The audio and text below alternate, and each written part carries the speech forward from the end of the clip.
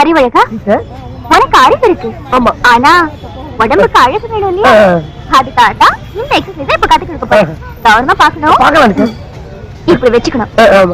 1 2 3 4. Okay teacher, இதே மாதிரி பண்ணட்டுமா?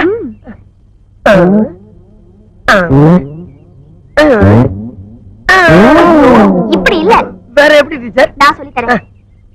ஃபர்ஸ்ட் கையை இப்படி ஸ்டிஃபா வச்சுக்கணும். சரி டீச்சர். வச்சாச்சா? ஆமா டீச்சர்.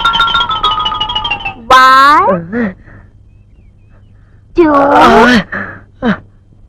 3 ஐயோ